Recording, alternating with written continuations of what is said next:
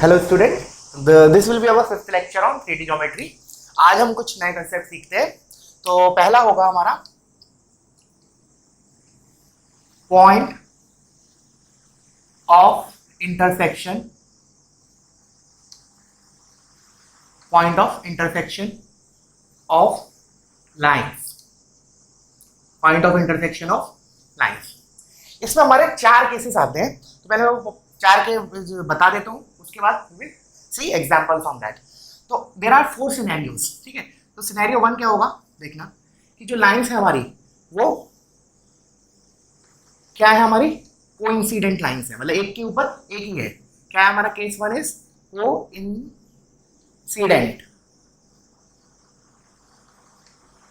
Coincident lines, ठीक है। दूसरा केस है हमारा पैरेलल एंड डिस्टिंक्ट। तो उसमें हमने क्या बनाया, एक ये लाइन हो गया और एक ये। This will be your parallel and distinct.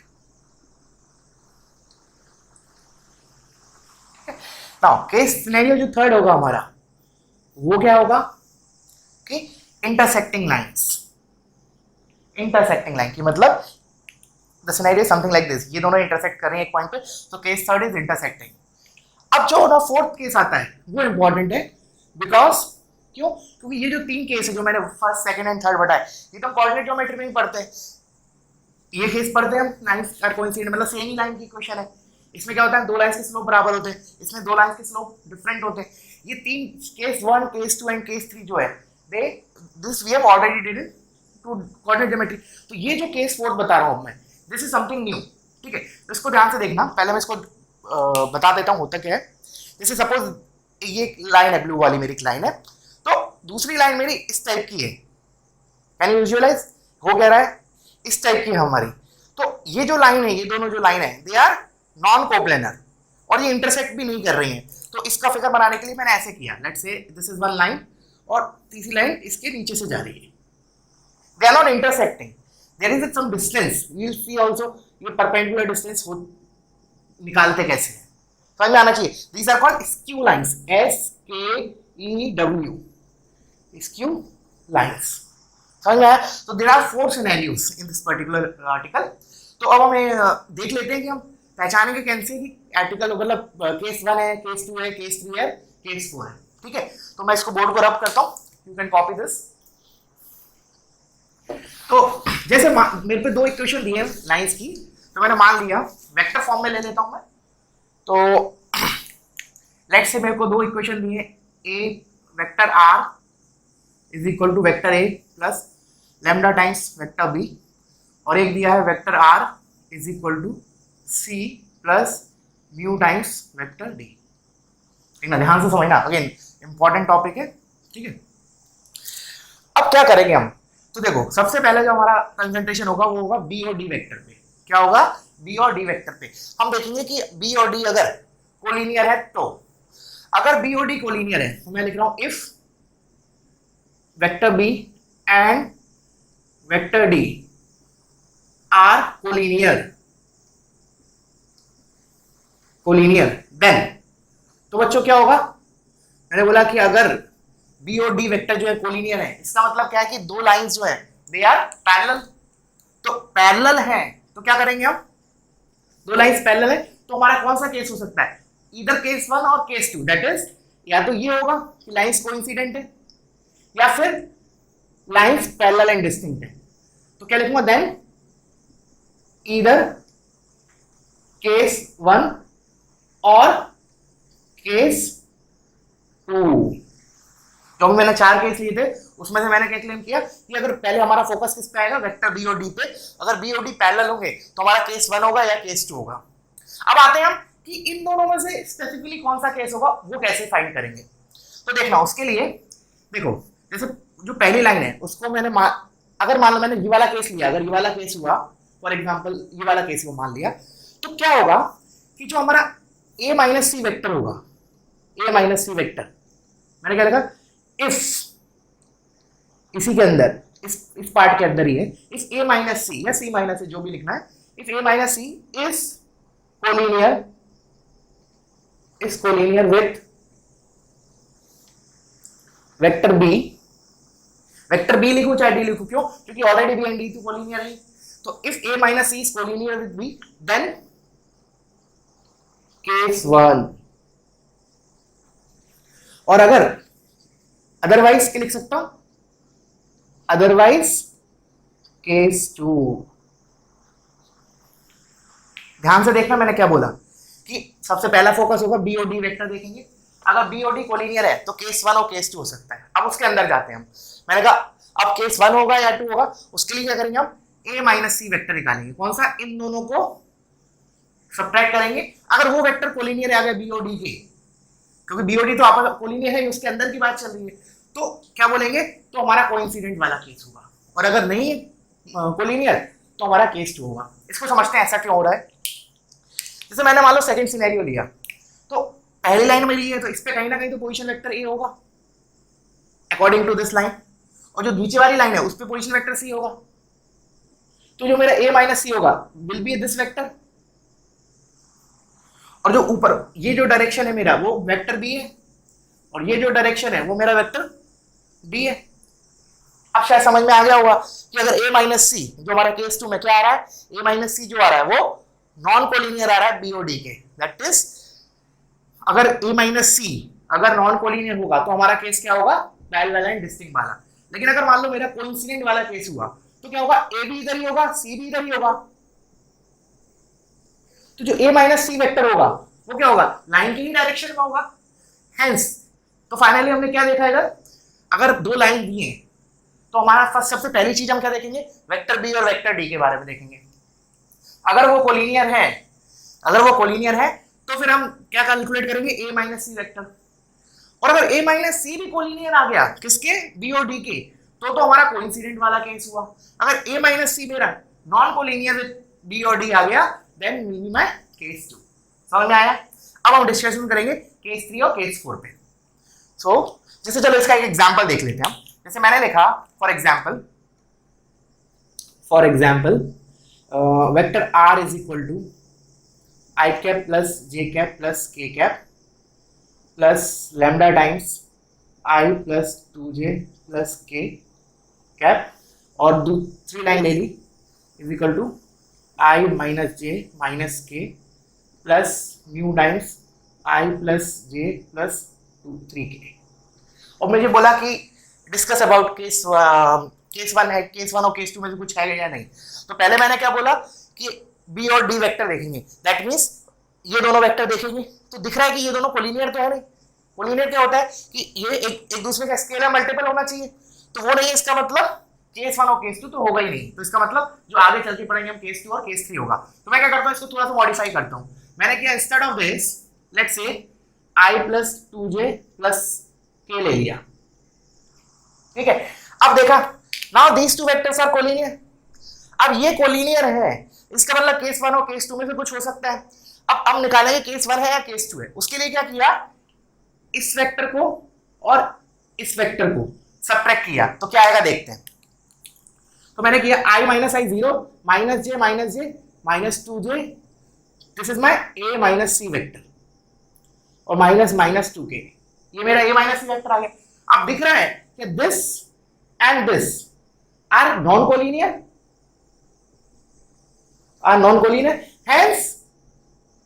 Hence क्या हुआ, lines will be parallel and distinct. समझ में आया? बहुत इजी है बट बहुत कंसेप्चुअल है। ठीक है, तो now will jump to case 3 and case 4 की वो क्या होता है।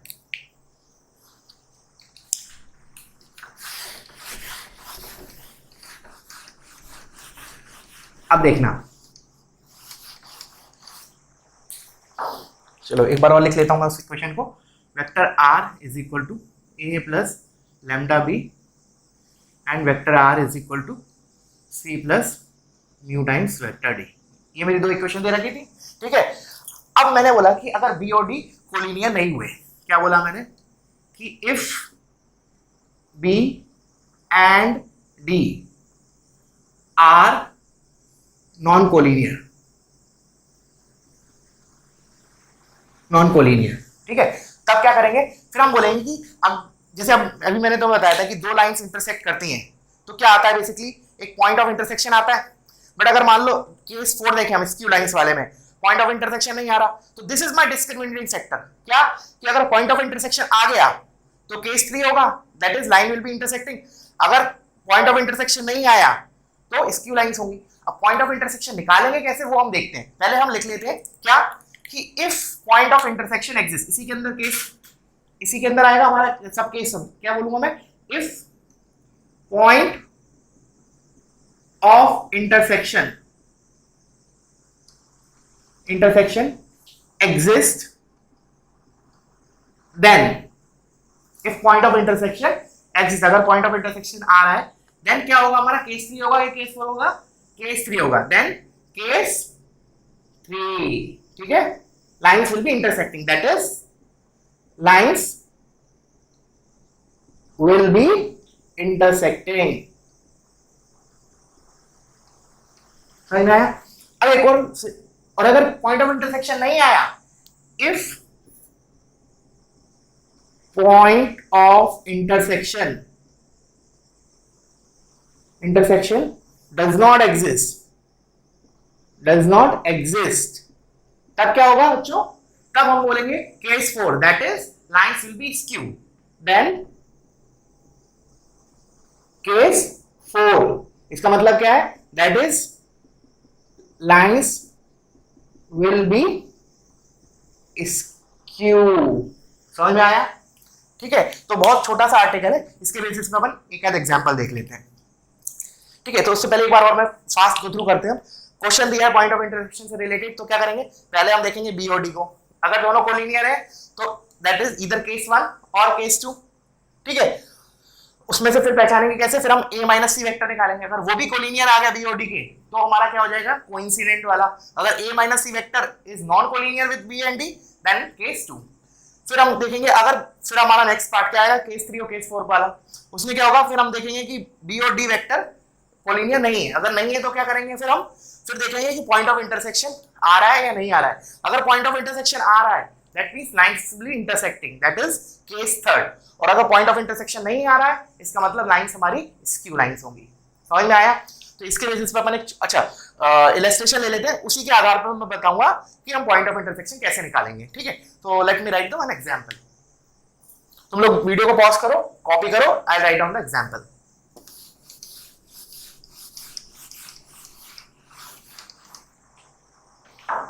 ठीक है, जैसे फॉर एग्जांपल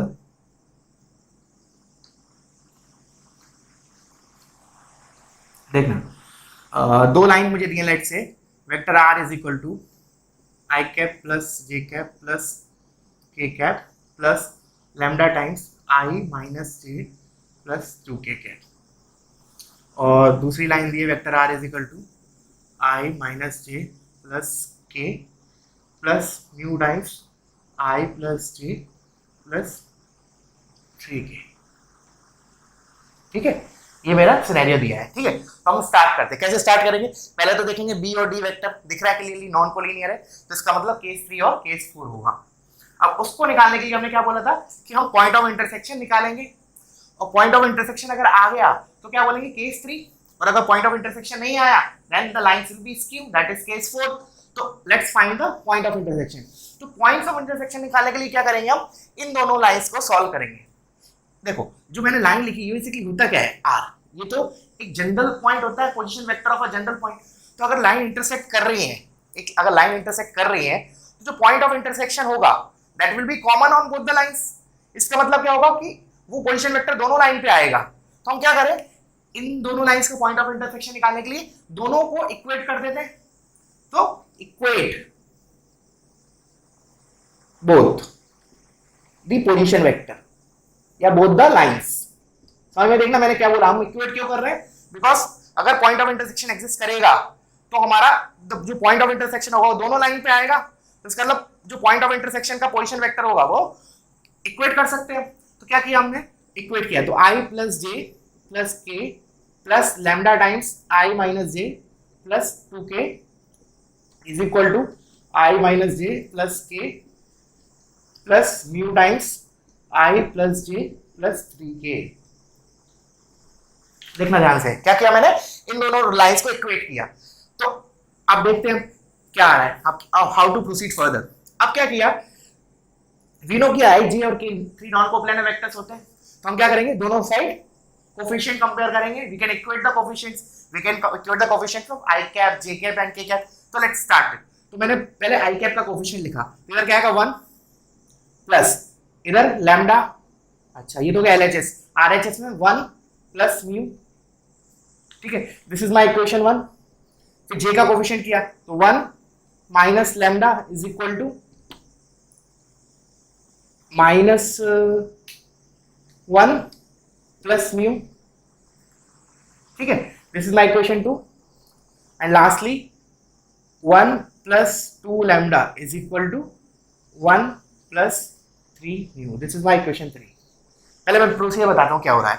क्या करेंगे हम अब क्या करेंगे हम कि इन दोनों लाइन से find lambda and mu, find lambda and mu, lambda और म्यू निकालेंगे और वो वैल्यूज, क्योंकि दो इक्वेशन है दो वेरिएबल, तो we can find lambda and mu, वो वैल्यूज हम इधर सब्स्टिट्यूट करेंगे।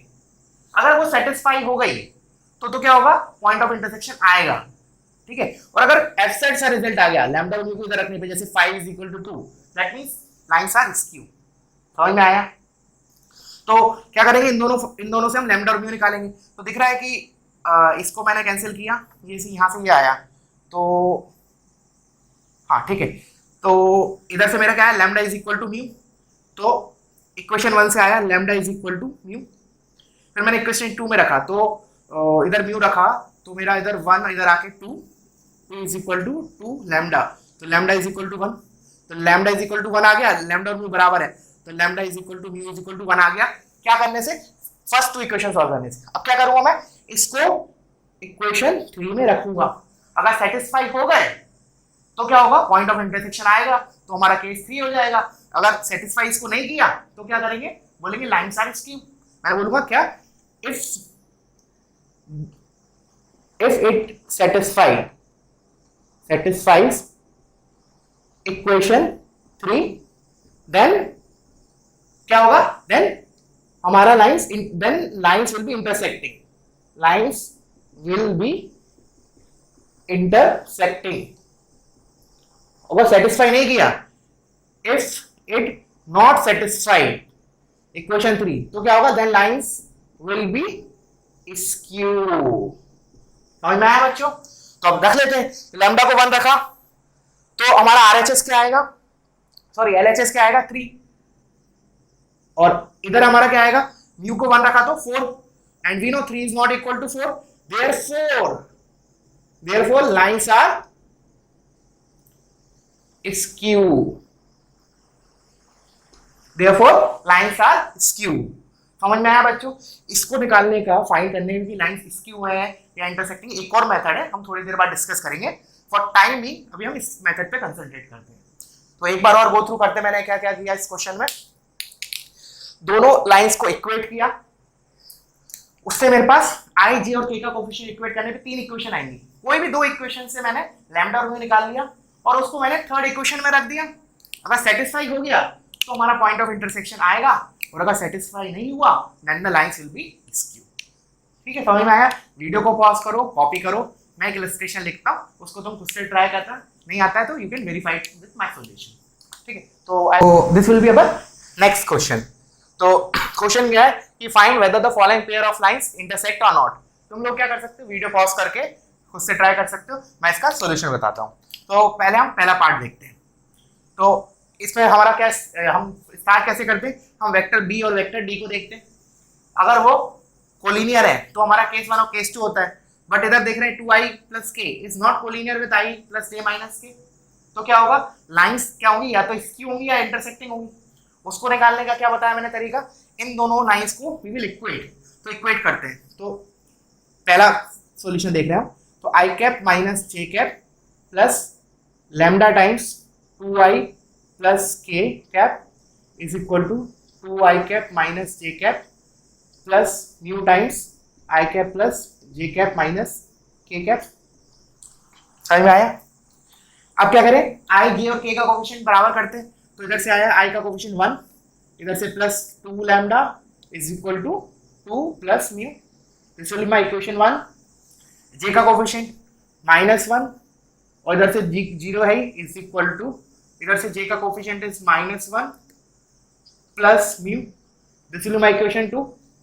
और थर्ड इक्वेशन कैसे, k का कोफिशिएंट, तो इधर से आया हमारा लैम्डा इज इक्वल टू, उधर से हमारा आया लैम्डा इज इक्वल टू, उधर से आया हमारा minus mu, this will be my third equation. अब करते क्या है, हम पहली दो इक्वेशन से लैम्डा और म्यू निकालते हैं। क्या करते हैं, फाइंड लैम्डा कॉमा म्यू, और फिर हम थर्ड वाली इक्वेशन में रखेंगे। अगर सेटिस्फाई हो गया तो पॉइंट ऑफ इंटरसेक्शन आ जाएगा, अगर सेटिस्फाई नहीं हुआ इसका मतलब लाइन विल बी स्क्यू। तो देखते हैं, तो पहली इक्वेशन से क्या, इस वाली इक्वेशन से क्या आ रहा है, इन दोनों इक्वेशन से पहले तो ये -1 से -1 गया, तो म्यू इज इक्वल टू 0, फिर म्यू इज इक्वल टू 0 इसमें रखा, तो म्यू को 0 रखा तो लैम्डा कितना आ गया, लैम्डा विल बी, म्यू को 0 रखा, 2 - 1 1, lambda is half, lambda is half. अब इन दोनों वैल्यूज को क्या करेंगे हम, इक्वेशन थर्ड में रखेंगे। तो दिख रहा है क्लियरली ये सेटिस्फाई नहीं कर रहा है, देयरफॉर क्या होगा, lines are skew, therefore lines are skew, मतलब वो इंटरसेक्ट नहीं करेंगी, तो there is no point of intersection. समझ में आया। अब मैं सेकंड क्वेश्चन पे, इसी के सेकंड पार्ट पे जंप करते हैं, तो you can pause the video and copy this solution. ठीक है, ये बहुत इजी टॉपिक है बट कंसेप्चुअल है। ठीक है, again I am the same repeating the same thing, तो ध्यान देना, इसके बेसिस में जेईई में बहुत बार क्वेश्चन आया।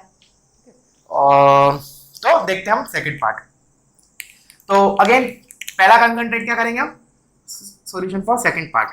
बी और डी वेक्टर देखेंगे, तो 3i - j it is not collinear with 2i + 3k, एक दूसरे का स्केलर मल्टीपल तो है नहीं।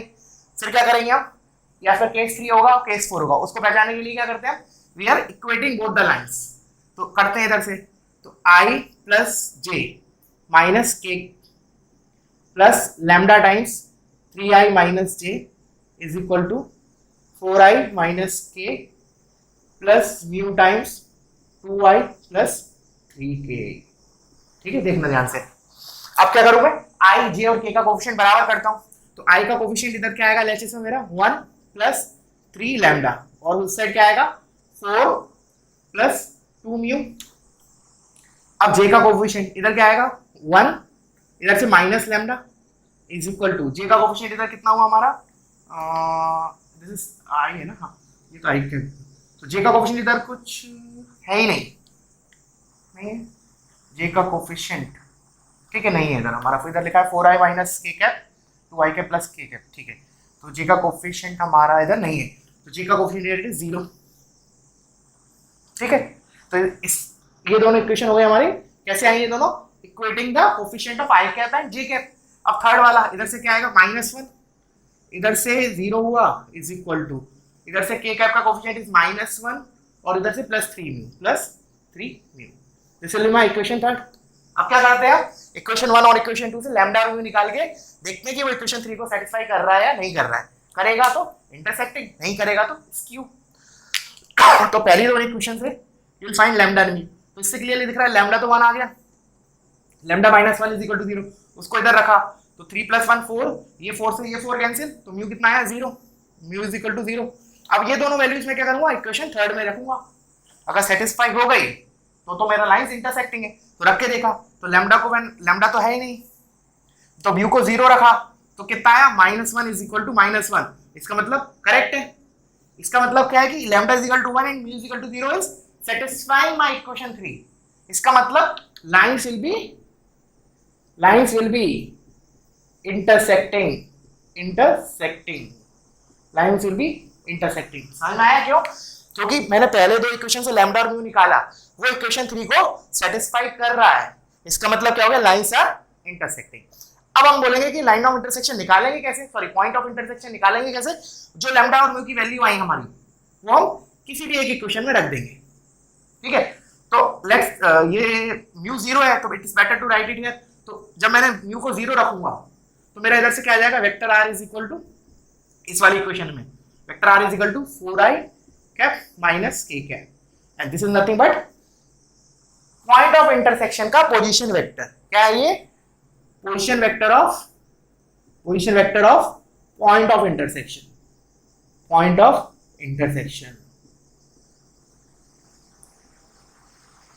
समझ में आया। तो आई होप क्लियर हुआ होगा ये पॉकेट टॉपिक। अगर कोई भी डाउट है तो you are free to ask on WhatsApp, ठीक है। तो अब हम प्रोसीड करते हैं टुवर्ड्स अवर नेक्स्ट टॉपिक। तो वीडियो को पॉज करो, कॉपी करो सॉल्यूशन, ठीक है। अब हम देखते हैं नेक्स्ट टॉपिक इज, अभी 2-4 टॉपिक और रह गए लाइंस में, ठीक है। इसके बाद हम अपना नेक्स्ट लेक्चर में या फिर उसके अगले लेक्चर में we will start with planes. अभी थोड़ा मैं स्लो इसलिए जा रहा हूं, थोड़ा स्टार्टिंग है। अब from next lecture onwards we will go bit fast. So next topic is, तुम हेडिंग डाल लेना, आर्टिकल डाल लेना, distance between parallel lines. Parallel lines देखना ध्यान से, टॉपिक समझना है, ठीक है। इसमें क्या है, हमारा 2 लाइंस हैं, पैरेलल हैं, तो मुझे उनके बीच का डिस्टेंस निकालना है। तो पहले मैं डायग्राम बना लेता हूं। तो let's say this is my line 1, this is my line 2, तो this is my line L1। इसको मैंने मान लिया vector R is equal to A plus lambda b, ठीक है। और जो दूसरी लाइन है मेरी, वो है मेरी line L2 is equal to vector R is equal to C plus lambda b, ठीक है। ध्यान से देखना, मुझे निकालना है ये डिस्टेंस। तो अगर ये vector A plus lambda b है, तो पहली वाली लाइन पे कहीं ना कहीं तो पोजीशन वेक्टर A होगा, पोजीशन वेक्टर A हो गया। लेट्स से मैंने इसको इस पॉइंट का नाम दे दिया कैपिटल A। सिमिलरली क्या बोलते हैं, लाइन L2 पे एक पोजीशन वेक्टर होगा C, तो उसको मैंने मान लिया ये है मेरा, this is position vector C, और इसका नाम दे दिया कैपिटल C, देखना, ठीक है। अब मैंने इन दोनों को ज्वाइन किया, इन दोनों को ज्वाइन किया, इन दोनों को ज्वाइन किया, और let's say this is theta, let's say this is theta. अब देखना, सबसे पहली बात, ये लाइंस पैरेलल है, उसमें क्वेश्चन में दिया ये डिफरेंस बिटवीन पैरेलल लाइन। इसका मतलब बी और डी तो कोलिनियर होंगे। बी होगा क्या, बेसिकली हमारा ये direction, this is vector b and this is our vector d, ठीक है। अब मुझे निकालना है क्या, ये डिस्टेंस। तो लेट्स से मैं इसको डी नाम देता हूं, कैपिटल डी। मुझे क्या निकालना है, एडी फाइंड करना है, that is nothing but distance between these two parallel lines. तो मैं कैसे निकालूंगा, AD is equal to, I can say it is AC का sin theta, this is CD is cos theta, this is sin theta, so this is AD sin theta। तो मेरा AD आया AC sin theta, तो A और C दिया है, अब बस मुझे थीटा वाला पार्ट और लिखना है। तो मैंने जब वेक्टर पढ़ाया था तब बोला था कि जहां कभी भी अगर cos theta दिखाई दे तो then we can think of dot product, और अगर sin theta दिखाई दे then we should think of cross product. तो इधर हमें sin थीटा दिख रहा है, तो इसका मतलब मेरे दिमाग में क्या आना चाहिए, क्रॉस प्रोडक्ट। तो अगर क्रॉस प्रोडक्ट आएगा तो हम देखेंगे थीटा एंगल किसके बीच में, एक तो AC वेक्टर, और वो भी हम निकाल सकते हैं डायरेक्ट, कैसे आएगा, A माइनस सी से। और जो एक तो A माइनस सी वेक्टर हो गया और दूसरा वेक्टर हो गया B या D, कोई भी एक ले लो। तो इसका मतलब थीटा क्या है, बेसिकली एंगल बिटवीन, एक तो मैंने लिया A minus C vector, A minus c, एक तो ये वेक्टर हो गया A माइनस सी, और या फिर B ले लो या D ले लो, because B and D are तो कोलिनियर है। तो लेट्स से मैंने बोला D, it is angle between this and vector D, ठीक है। तो हम साइन थीटा लिख सकते हैं। तो हमारा क्रॉस प्रोडक्ट होता क्या है, जैसे मैंने बोला A क्रॉस B, हमारा होता क्या है, इट इज मैग्नीट्यूड, इसका मैग्नीट्यूड की बात करते हैं, तो it is mod A into mod B into sine theta. तो साइन थीटा क्या आता है, A क्रॉस B, उस दोनों वेक्टर्स का cross product divide by mod A mod B। तो सिमिलरली अब मैं इधर निकालता हूँ, तो AC AD का मैग्नीट्यूड क्या होगा, मैग्नीट्यूड ऑफ दिस थिंग।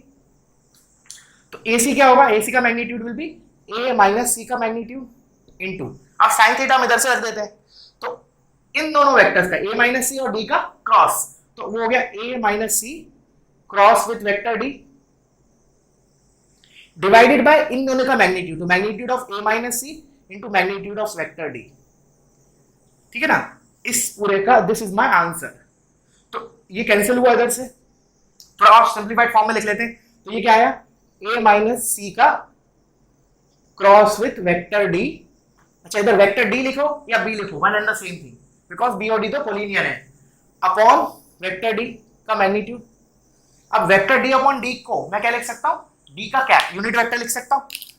तो हमारा फाइनल जो आंसर आया that is vector a minus vector c का cross with d cap, this is my, इसका मैग्नीट्यूड इज माय आंसर। बहुत छोटा सा आर्टिकल है और सिंपल भी है, ठीक है। तो अब दिख रहा है डी कैप आना भी था, डी कैप क्यों, यूनिट वेक्टर आना भी चाहिए था, क्यों, इट शुड बी इंडिपेंडेंट, क्योंकि मैं इधर बी भी लिखने वाला था, तो डी कैप और बी कैप तो बराबर है ना, तो इधर मैं डी की जगह बी भी यूज कर सकता हूँ। सो समझ में आया। एक बार और देखते हैं क्या किया मैंने। पहली लाइन थी उस पर पोजिशन वेक्टर ए था, दूसरी लाइन थी उस पर पोजिशन वेक्टर सी था, इन दोनों से मेरा एसी वेक्टर आया। फिर मैंने बोला जो परपेंडिकुलर डिस्टेंस है दैट इज एडी, और एडी होगा क्या, एसी का साइन थीटा। साइन थीटा देख के हमें क्या आना चाहिए दिमाग में कि क्रॉस प्रोडक्ट का यूज करेंगे। तो देखा कि थीटा एंगल है किसके बीच का, तो it is angle between a minus c and vector d. तो इन दोनों का क्रॉस डिवाइडेड बाय उन दोनों का मैग्नीट्यूड, तो ए माइनस सी से ए माइनस सी कैंसिल हो गया, we are left out with a minus c cross with d cap, ठीक है। तो इसको मेमोराइज करना है, इस फॉर्मूले को मेमोराइज, दिस मेमोराइज हम, ठीक है, memorise this part, this formula, ठीक है। हर बार ड्राइव नहीं करेंगे, during examples we have to memorise this. So एक छोटा सा इलस्ट्रेशन इसके ऊपर ले लेते हैं। So let me write down the illustration. तुम लोग वीडियो को पॉज करके कॉपी करना है इसको, ठीक है। मैं एक एग्जांपल ले रहा हूं, जैसे कि मैंने एक एग्जांपल लिया, find shortest distance between lines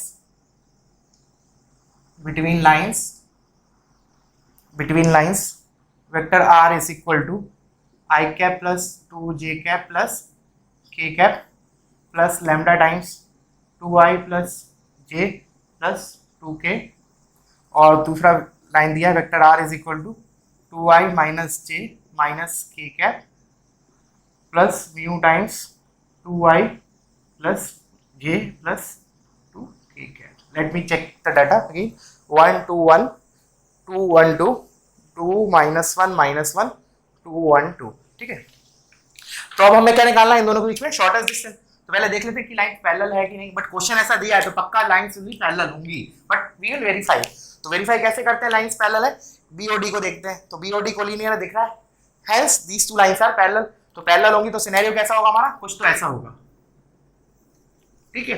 तो इसमें क्या करते हैं, इस पे पोजीशन वेक्टर ए होता है, इस पे सी होता है, इसका इफ दिस इज थीटा तो this is my perpendicular distance.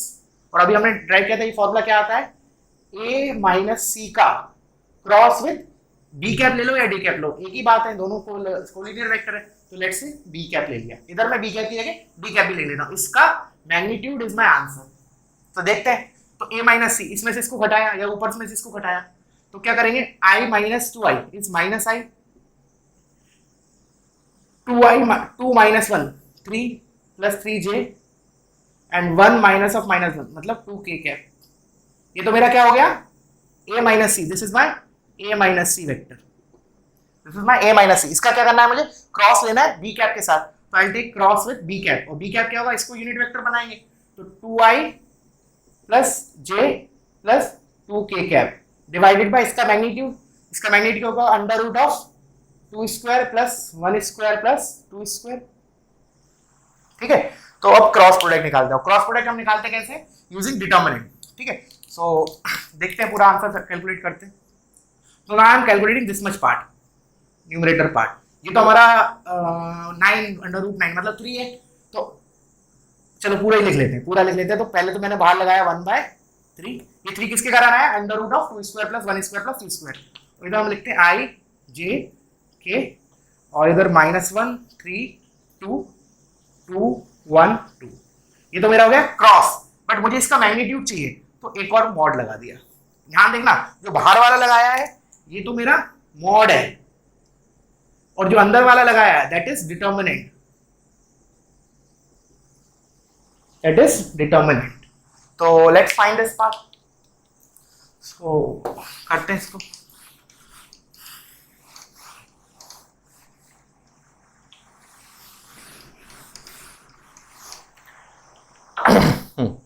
सो इसको कैलकुलेट किया 1/3 और ये हमारा हो गया आई कैप टाइम्स, तो ये गया 3 to the 6 minus 2, 6 minus 2 4 minus j cap into ये गया तो -2 -4 -6, तो ये हो गया +6 प्लस k कैप टाइम्स ये गया -1 -6 -7,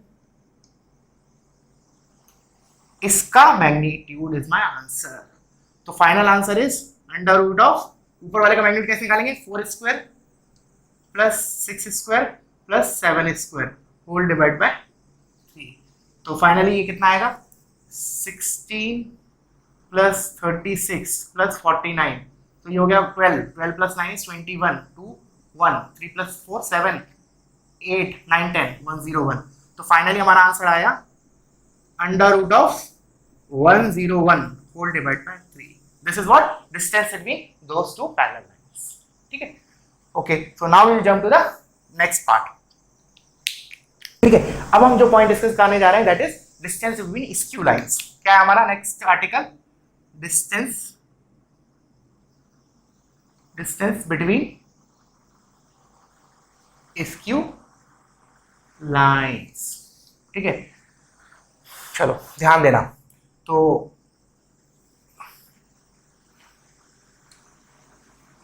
ये मेरी 2 स्क्यू लाइंस हैं। ठीक है, तो इसके लिए सबसे पहला नोट क्या है कि कभी भी, और अगेन जो मैं स्टेटमेंट बोल रहा हूं that is not only for this particular article, वो थ्रू आउट द मैथमेटिक्स है।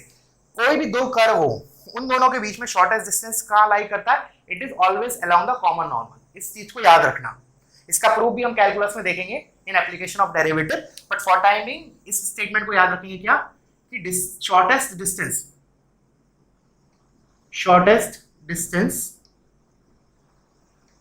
या फिर इसको ऐसे लिखो, डिस्टेंस बिटवीन स्क्यू लाइंस की जगह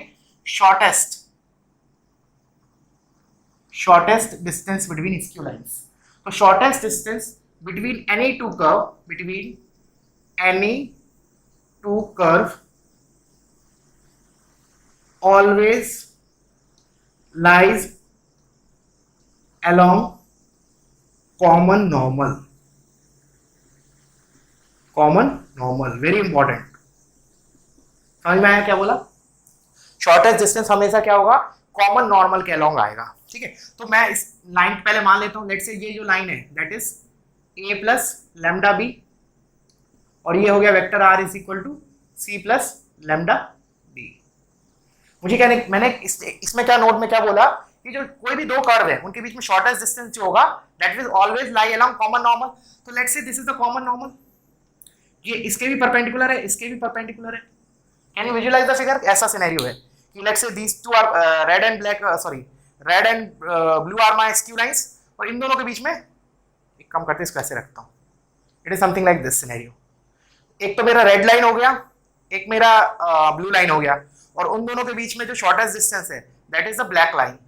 ठीक है, तो जो दिख रहा है black line is perpendicular to both the lines, hence जो ब्लैक वाला मार्कर है that is the shortest distance.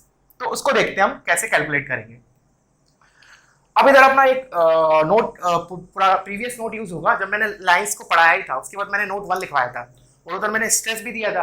क्या दिया था कि हमको कोई भी जनरल पॉइंट लेना है लाइन पे, तो हम ज्यादा सोचेंगे नहीं, we will take it on a line. कैसे लेते हैं, तो देखो उधर मैंने लिखाया था किसमें, कार्टेशियन फॉर्म में, तो वेक्टर फॉर्म में भी ले सकते हैं। कैसे कि जैसे मैंने पहला लाइन है, लेट्स से ये जो पहला लाइन है, इस पे मैं जनरल पॉइंट पोजीशन वेक्टर क्या ले सकता हूं, a plus lambda b. Similarly on a second line I can take position vector c plus lambda d. जैसे फॉर एग्जांपल मैंने लैम्डा की जगह लैम्डा 1 लिख दिया, लैम्डा 1 के करस्पॉन्डिंग ये पॉइंट आ रहा है, और म्यू लेट्स से इसको लैम्डा की जगह मैं म्यू कर देता हूं, और इधर लेट्स से म्यू 1 के करस्पॉन्डिंग ये पॉइंट आ रहा है। तो मैंने इस पॉइंट को मान लिया in terms of parameter lambda that is a plus lambda b. Lambda को मैंने लेट्स से लैम्डा 1 बोल दिया, लैम्डा 1 के करस्पॉन्डिंग मेरा ये पॉइंट है। ठीक है, अब इस पॉइंट को आते हैं, इसको मैंने नाम दे दिया let's say coordinate n1। Similarly इस पॉइंट पे मैंने एक जनरल पॉइंट ले लिया n2, और इसका पोजीशन वेक्टर क्या हो जाएगा, general point c plus let's say μ1 बोल दिया वेक्टर डी। n1 और n2 क्या है हमारे, n1 और n2 क्या है, n1 n2 position vector on those two lines. On those two lines. बहुत लॉजिकल चीज है, ध्यान से देखना, ठीक है ना, बहुत ही ज्यादा लॉजिकल है। अब मुझे क्या निकालना है, मुझे निकालना है n1 n2 का magnitude, that is nothing but a shortest distance. मुझे क्या निकालना है, n1 जो n2 वेक्टर है इसका magnitude, this is my distance, shortest distance, this is my shortest distance. तो अब निकाले कैसे वो देखते हैं। तो क्या किया, मेरे दो पैरामीटर λ1 और μ1, इसका मतलब मुझे किसी तरीके से दो इक्वेशन मिल जाए λ1 और μ1 में, तो मैं λ1 और μ1 निकाल के मुझे n1 और n2 का कोऑर्डिनेट्स आ जाएंगे। अगर n1 और n2 के कोऑर्डिनेट्स आ गए, कोऑर्डिनेट्स मतलब पोजीशन वेक्टर आ गए, तो मैं क्या करूंगा, उन दोनों का डिफरेंस लेके उसका मैग्नीट्यूड ले लूंगा। तो my aim is to find λ1 और μ1।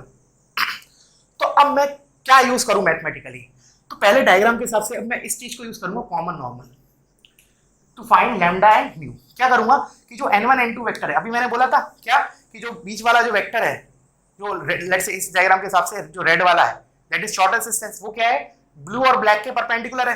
तो मैं परपेंडिकुलर वाला फैक्ट यूज करूंगा। परपेंडिकुलर वाला फैक्ट कैसे यूज कर सकते हैं, cos थीटा 0। तो सुनना क्या बोला मैंने, n1 n2 वेक्टर निकालूंगा, जो n1 n2 जो वेक्टर है, n1 n2 वेक्टर निकाल लेंगे हम। इसका डॉट मैं किसके साथ लूंगा, ये लाइन, ये जो n1 n2 वेक्टर है, जो हमारा शॉर्टेस्ट डिस्टेंस के अलोंग जो डायरेक्शन है, that is perpendicular to both the lines. तो क्या करूं, इसका डॉट एक बार मैं b के साथ 0 कर देता हूं। और मैं जो n1 n2 वेक्टर है that is perpendicular to both the lines, तो पहली लाइन की डायरेक्शन b है, b वेक्टर है, तो क्या करूं, b के साथ डॉट ले लेता हूं। और एक बार मैं क्या करूंगा, n1 n2 जो वेक्टर है इसका डॉट मैं ले लूंगा वेक्टर b के साथ, क्योंकि ये दूसरी लाइन को भी परपेंडिकुलर है। इससे मेरा क्या होगा, वी विल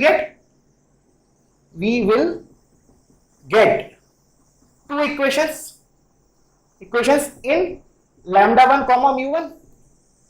हम क्या करेंगे, उन दोनों इक्वेशंस को सॉल्व करेंगे, solve those two equations, solve those two equation to find λ1 μ1। तो उन दोनों इक्वेशन को सॉल्व करके वी विल गेट λ1 और μ1। λ1 और μ1 आ गया, इसका मतलब we are getting position vectors of n1 and n2। और एक बार n1 n2 का पोजीशन वेक्टर आ गया तो हमारे पास n1 n2 का लेंथ आ गया, उसका मैग्नीट्यूड ले लिया। समझ में आया, ठीक है। तो आज के लेक्चर के लिए इतना काफी है, ठीक है। इसके बेसिस पे I will take illustration in the next lecture, और इसी का निकालने का, शॉर्टेस्ट डिस्टेंस निकालने का एक और ऑल्टरनेट मेथड है जो कि मैं नेक्स्ट लेक्चर में डिस्कस करूंगा, ठीक है। तो thank you for watching this, thank you.